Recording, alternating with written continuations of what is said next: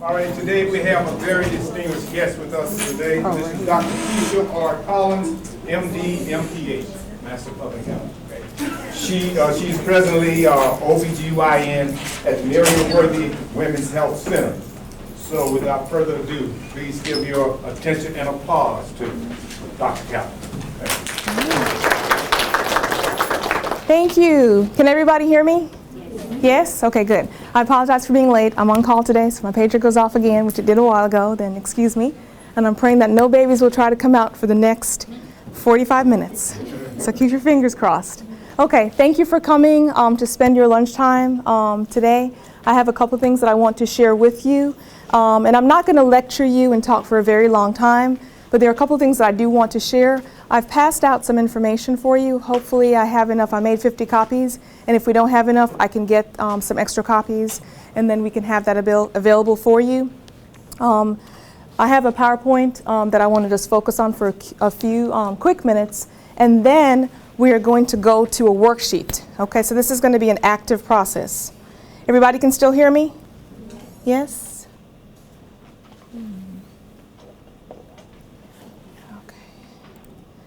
Okay, so Steps to Success is the title of our topic, and basically I came up with what I call the STS, or the Steps to Success Action Plan. And so I think that what's important is as you're getting ready to choose what you're going to do the rest of your life, you need to have a plan, and it needs to be written down.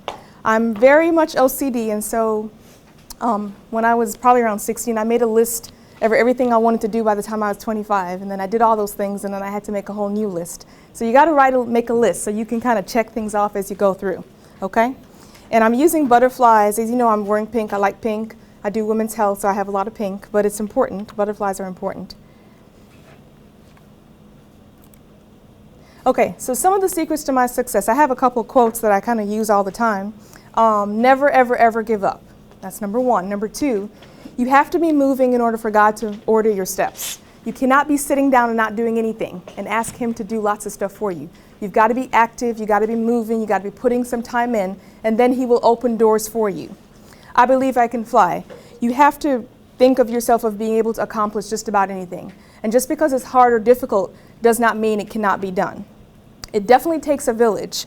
When I did my yearbook, I went to high school in Jamaica, and one of the quotes in our yearbook said, "Very few people are successful if other people don't want them to be." So you can't get to where you're going by yourself. You do need people to help you. And it's important for you to identify the people that are going to be helpful, because not everybody's going to be helpful towards you. Some people are going to be discouraging. I remember when I was getting ready to apply for residency, some people said, well, you probably shouldn't do OBGYN, you know, you're a girl, and it's going to be a lot of surgery, and you're going to want to have kids, so you should do family medicine. Well, of course, I didn't take very kindly to that, and I'm still an OBGYN. So it's important to be able to identify who is going to be supportive for you. You get what you want if you're going after it. So you have to have a goal so you have something that you can focus on. And the most important thing, with God, nothing is impossible. I listened to a sermon the other day, and the lady that was talking said that God does not specialize in things that are hard. He specializes in things that are impossible, things that look like you could never achieve them. And a lot of times when I'm talking to my patients, I'll say, well, what do you want to be? Well, I want to be an assistant, or I want to be this. I said, well, why not just be a lawyer? Or why not just pick something that's just amazing just because? So don't limit yourself in what you want to do. Now, when the sign was posted up for the presentation, it has a little bit of a summary about the things that I've been able to accomplish thus far. But it's interesting because a lot of time when you meet someone, you're seeing them at the end of the journey. So you think, okay, she's a doctor. I've been married for 12 years. I've got 2 kids. One's 9, one's 6. You know, things look pretty good. But it doesn't always, it's not like that the entire time. What you're seeing is where I am at the end of a very long road. And so I wanted to take some time to share with you some of the things that happened along the way. Because when you look at someone who's successful, you may think to yourself, man, I could never do that. Or they must have a really awesome life, and so they have all this stuff, or they've achieved all this stuff, or it came very easy. That's not actually true. Everything comes with hard work, okay? What you see here and what you hear is the result of hard work and persistence. So I'm actually from Jamaica, in case you can't tell, and I do know how to make curry chicken if you're interested. I left high school when I was about 16, and I came to the United States because my mom and dad thought that if she wants to be a doctor, there are lots of opportunities, so I should come here. And luckily, we had friends and family that were available. My aunt is actually here. They were able to help me. So I actually did a year of high school in New York. Now, in Jamaica, you finish high school at 16, which is really early. And so when I came, it was like the middle of the year, so I couldn't apply to college at the time. So I had to kind of wait it out and then apply afterwards. And so that kind of set me off a little bit. And then I got into the University of Virginia. One of the things that I really tried to do was I was very focused because I always wanted to be a doctor. My mom said since I was 6, I wanted to be a doctor. So I volunteered pretty much every week for the entire time I was in college at a hospital. And so if you're thinking about a career that you want, you've got to make some time to put into getting exposure, okay? Whatever the career field it is that you want, you've got to get comfortable. You got to get people around you who are doing that all the time. One of the things that's interesting, you think about things that happen to you. So I remember it was my 3rd year, and I had planned to take the MCAT, which probably some of you are going to do, medicine. And I had the completely wrong date for my exam. And so I got there was no exam, and I had totally missed the opportunity to take my exam when I scheduled it in the spring of my 3rd year. So of course that was very disappointing, kind of pushed me back. I had to take my exam even later, and didn't do that great the first time, okay? But I still went ahead and applied to medical school, and at the time I had an interest in both Masters of Public Health and medicine. So there's one school in Virginia that accepted me to the master's program, but not the MD program. So when that didn't work out, I said, well, I could probably go ahead and try doing the MPH. But at that time, I was so disappointed that I didn't know if I really wanted to be a doctor anymore. When you've worked at something so hard and you feel like you've put everything into it, sometimes it doesn't happen the first time. And that doesn't mean no, it just means not right now. And sometimes it's hard to tell the difference. And again, it's going to come to the people that are around you to help encourage you and say, you got to keep going, you got to keep going. So that's one of the things that was helpful. Now, I left the University of Virginia. I had a bachelor's in biology, and I had a minor in religious studies, and I could not find a job, okay? Because I have a degree, but I have no real experience, okay? And some of you probably will run into that. And so I ended up working at the Holiday Inn in downtown Atlanta, actually downtown Decatur, as a front desk assistant from 7 to 3. And then I went to Victoria's Secret, and I worked from 5 to close. I have a college degree, okay? And at that point, I decided I really have got to go to graduate school because this is not going to work. So then I applied. I got into the Masters of Public Health program, and so I did that 2-year program, and then I tried to find a job. Of course, I have another degree, but still no experience. And so I got hired on as a photocopier for a research department. I was the best photocopier they ever had, okay? I did that for 3 months. And at the end of that time, they actually created a position for me, and I ended up doing research recruiting for 2 years. And during that time, I decided to reapply to medical school, ended up getting in. I got married probably about 3 days before medical school, which is crazy. It was in Jamaica on a Thursday, flew back, started school on Monday, and we've been running ever since.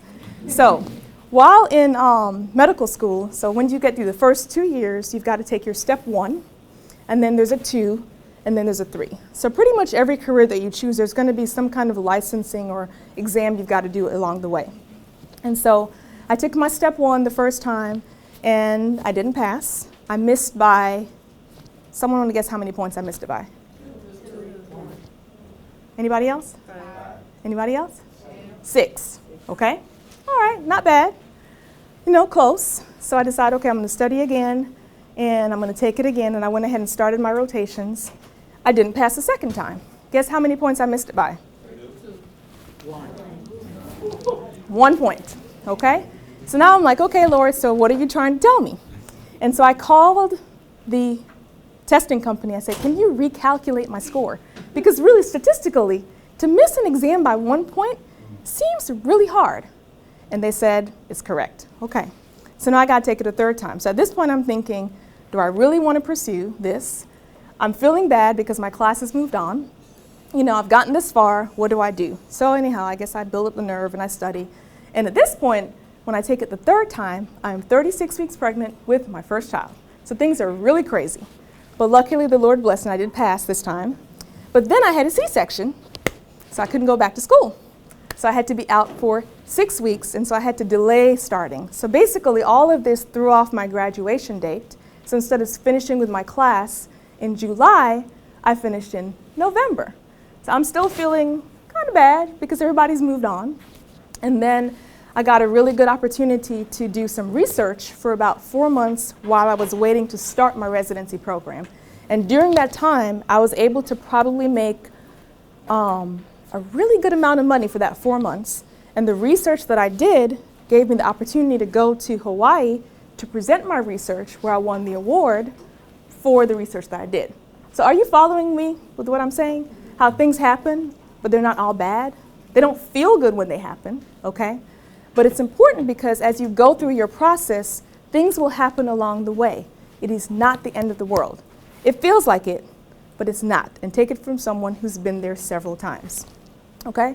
So then I'm moving on, and we have stuff about residency. I had my second child in my second year of residency, which I don't recommend if you go to medical school. That was really crazy to do. But then I took my step 3 the first time. I didn't pass it in my first year, had to retake it. And then this time I was 2 weeks postpartum from my second C-section, taking my exam. I did pass the second time. So I'm saying all this to say, you can do what you need to do regardless of what's going on, okay? If you decide what you want to do, you make it work. You may not sleep as much as other people, and I'm really not that smart. I just work hard. I don't sleep as much as I should. And what you may get in 2 hours, I may need 3 hours. But whatever time is required to get it done, that's what you do. So let's talk about butterflies real quick. Most people remember this from school, the egg, the larva, okay? So it's interesting, Maya Angelou has a really good quote that says, "We delight in the beauty of the butterfly, but rarely admit the changes it had to go through to achieve that beauty." The butterfly will not look like that if it does not go through that process.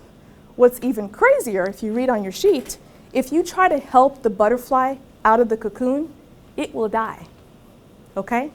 So every experience that you have is going to be helpful for you. Don't shy away from it.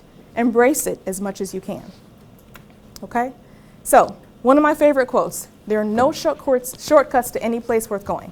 If there was a shortcut to where I am, I would have found it by now, but there isn't, okay? So this is another good quote I want to read for you. It says, "Impossible is just a big word thrown around by small men who find it easier to live in the world they've been given than to explore the power they have to change it. Impossible is not a fact. It's an opinion. Impossible is not a declaration. It's a dare. Impossible is potential. Impossible is temporary. Impossible is nothing." So there's nothing that you cannot do if you put your mind to it. So this is kind of cheesy, but it makes sense because you'll get it. No pressure, no diamonds, right? So you know how diamonds are formed. Intense pressure, okay? So the harder it is, the more beautiful. No pressure, no pearl, no pain, no gain, and no cocoon, no butterfly. So 4 steps to achievement, and I want you guys to memorize this at some point. It's written on your handout. Plan purposefully, got to have a plan. Prepare prayerfully, you've got to ask God to guide you. Proceed positively. Sometimes things don't look that great, but you still got to be positive. And lastly, pursue persistently. Persistence will get you very far. I tell people all the time, should have been a bill collector in my previous life. If I try hard enough and long enough, I will get what I want. So you do not give up until you get it. So there's a famous race car driver that said, "Don't look at the wall because your eyes go to where you're looking." So you can't look at your obstacles or the things around you. When you're going fast on a racetrack, you have to look at where you're going and focus on the road. And for those of you who play video games, you know what I'm talking about, right? The guys in the room, you can't look at the stuff around. You got to be focused on the road, focus on where you want your car to go. And that's how you go through your life. So I've got 10 steps for you. If you have your sheet, I want you to pull it out. And we're going to kind of start working through how we're going to do an action plan. And I chose 10 steps because, you know, like Alcoholics Anonymous, they have 10 steps, kind of similar. And so if you don't have one, then you might want to get beside someone that has a copy, and then you can share. And like I said, we can get extra copies for you. Okay, so the first thing that you've got to do is got to write some goals down. Does everybody have one now? Okay, we need one in the back of the room, please. No, she has one. Okay? Everybody have one? And this is just an idea that I came up with. You can shape it to the way that it works best for you, but the bottom line is, when you leave today or sometime this week, you've got to write down your action plan, okay? And this plan may change, but you got to start with something. So first of all, you got to set down some goals. What do you want to do with your life? I want to be famous. I want to be rich. I want to live in Jamaica. You got to decide, okay? Put some goals down, where you're trying to go, what you're trying to do.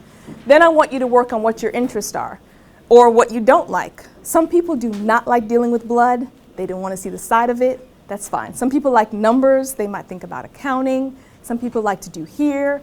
I mean, there are lots of different careers. Some people want to work with people, but they don't want to be hands-on. Some people just want to be with a microscope and be in a lab. Some people watch too much CSI and they want to be a forensic scientist. It just depends on what you think you might like, okay? But you've got to start writing down what you like and what you don't like as you're trying to figure out what you're trying to do. Then you got to look at your career interests and you got to think about who offers that program. I have a friend of mine right now that we're trying to direct, and so she thought about, she likes sports medicine or physical therapy. And so she started looking up colleges. She looked at Shorter College, and then there's another university she looked at, 2-year program, 4-year program, how many classes, how much does it cost? Start doing some research. And the amazing thing right now is you have everything at your fingertips on the internet. You can type anything in and you can find it. So you can type in, I want to be a transplant nurse, or I want to work in transplant medicine, and you can pull up all the careers in that area.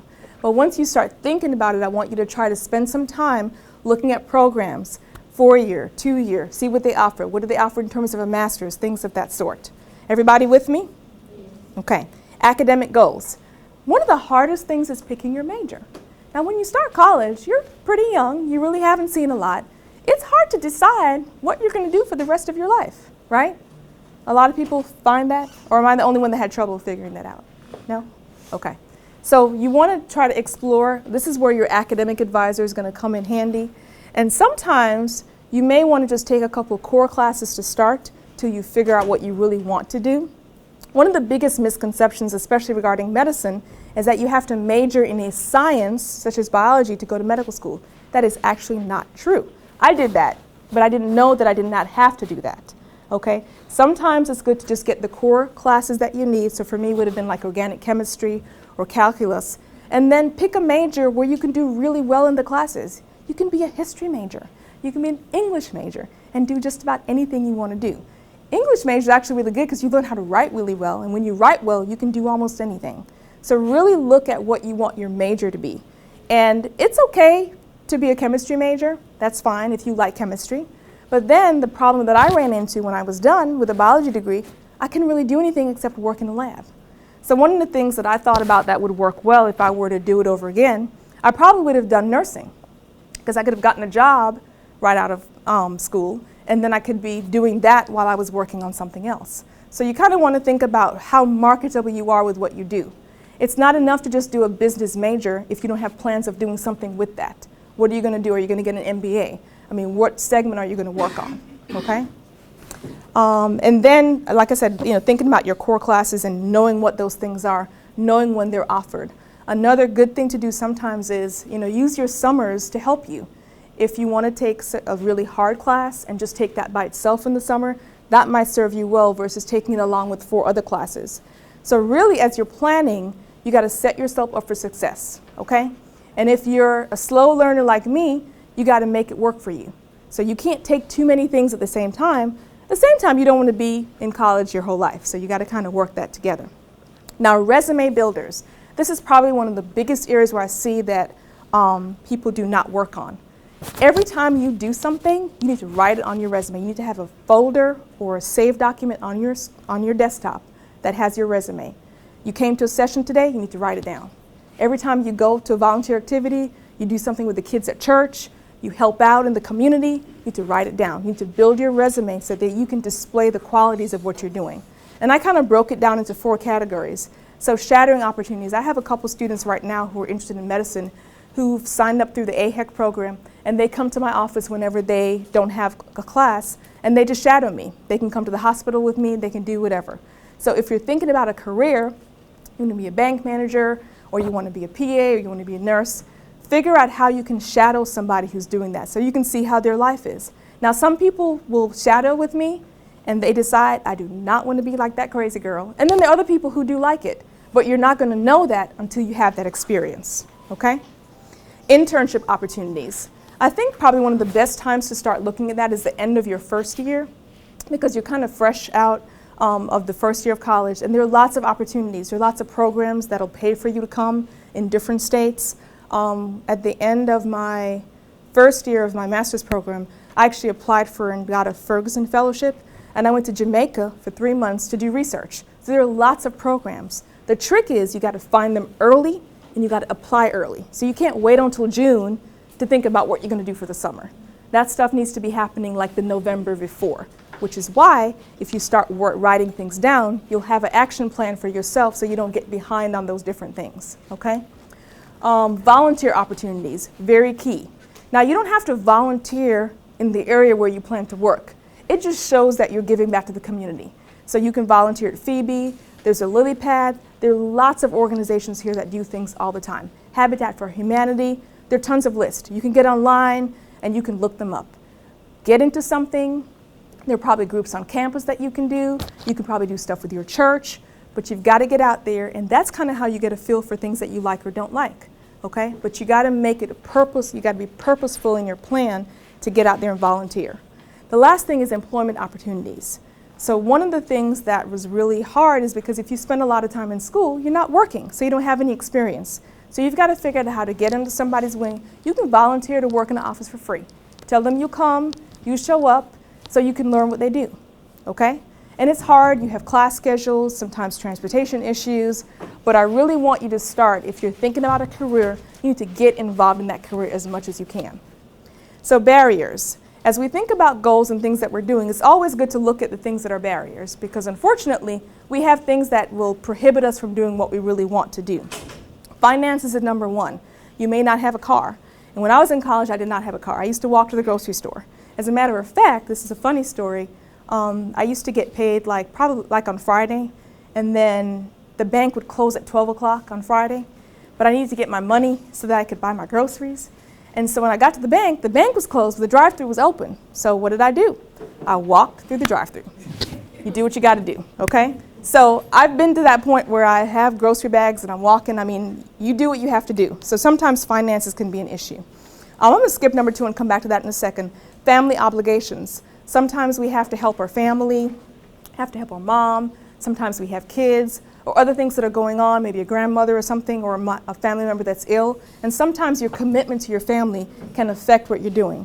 So it's important to try to not lose focus of what you have to do, because sometimes you do have to take time out to help your family. But at the same time, you want to still try to work on what you have to do. Time management, that's probably one of the biggest issues for getting things done. You've got to have a list. I am obsessive about to-do lists. They're like a page long and they have stuff all over. But I write everything down so I don't forget. The only thing I don't write down is going to the bathroom, because usually there's like a natural sensation to go. But everything else that I do is probably written down. So get into the habit of writing down everything you have to do, checking things off so you can be organized. And then setbacks, I kind of talked a lot about the things that happen along the way. They will happen at some point, okay? And so when they happen and you're not feeling great about yourself, you got to find someone who can encourage you, and you got to keep on working. Now, relationships, I think, as an OBGYN, I will say, are probably one of the biggest distractors for getting to where you're going. So one thing that I want to encourage is, the word I like to use is called reproductive responsibility, okay? So that means you have to take care of yourself. You cannot be careless with everything that you do. And for lack of going into a lot of details, which I will be happy to do with you if you come to my office, there are lots of options for birth control.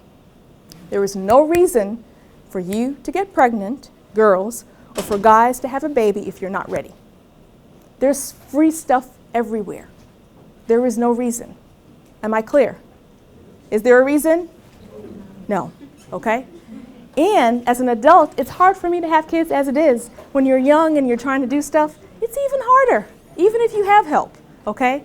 So please, if you're not currently doing something to keep you out of trouble, find me or find somebody to help you do that, okay? It's just harder. And one of the things that happened for me, I mean, I decided to have kids when I was in my training, but it was hard getting up to make bottles in the middle of the night when you're trying to study and have a big exam.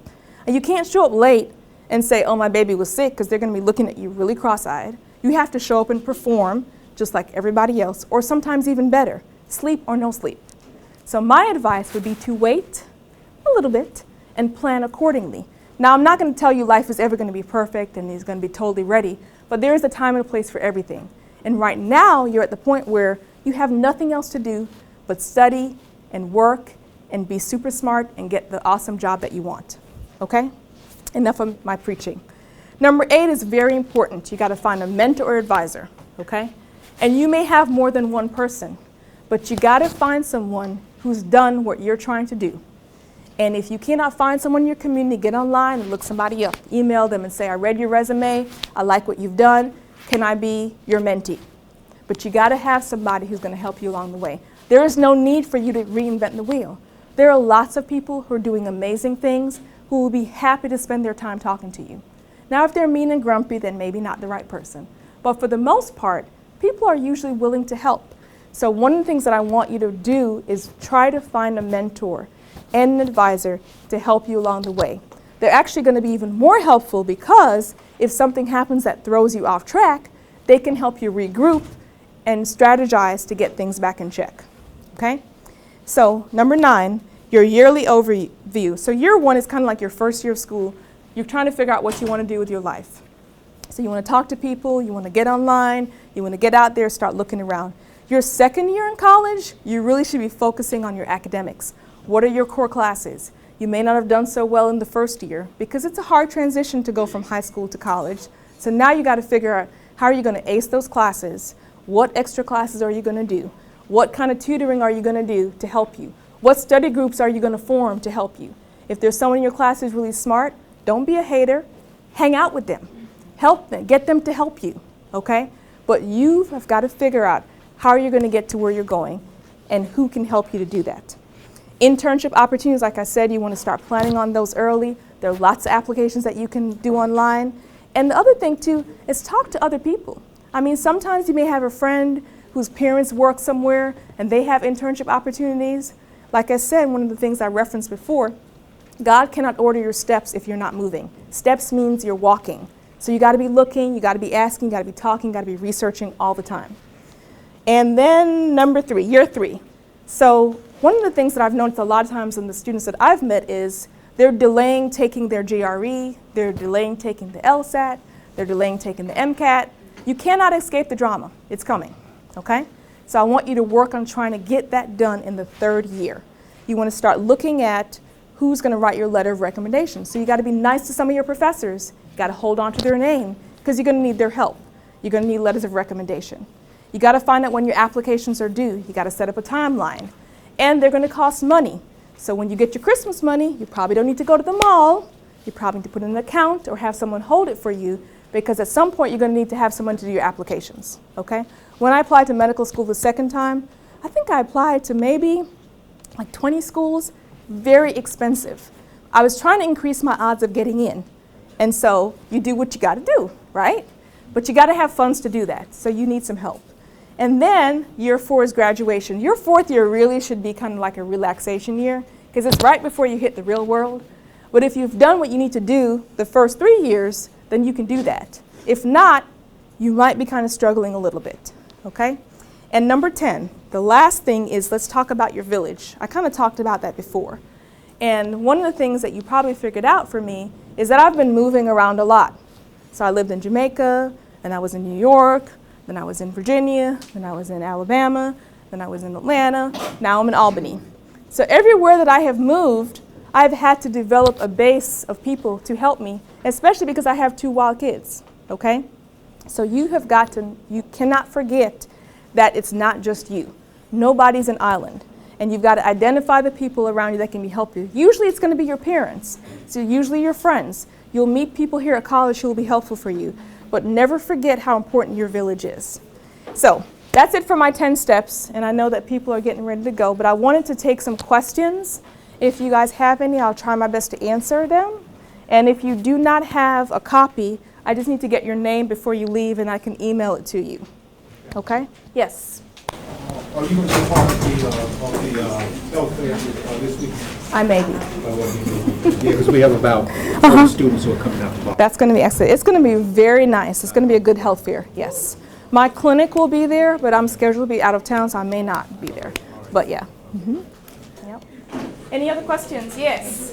Do you feel like you are what you were meant to be throughout going through all the setbacks and obstacles, and you now feel like you're there? Yes, I do. I do. I do. And I would not do anything different. I love women's health, and I would do nothing different. Yes, ma'am. How long did it take from undergrad to get into medical school? For me, well, typically, it's 4 years of college, and then 4 years of medical school, and then your residency of choice. Most residency specialties are 3 years, like pediatrics, internal medicine, family medicine. The surgical specialties like OB or surgery are longer. OB is 4 years. Surgery can be 7 years. Dermatology can be even longer. But of course, the longer you stay in school, the longer your potential income will be. So it's kind of graduated. Radiology is a really good field. Anesthesiology is a really good field. But a lot of the programs are usually 3 or 4 years. I had a little break in between, so it took me a little longer, and I'm not as young as I look.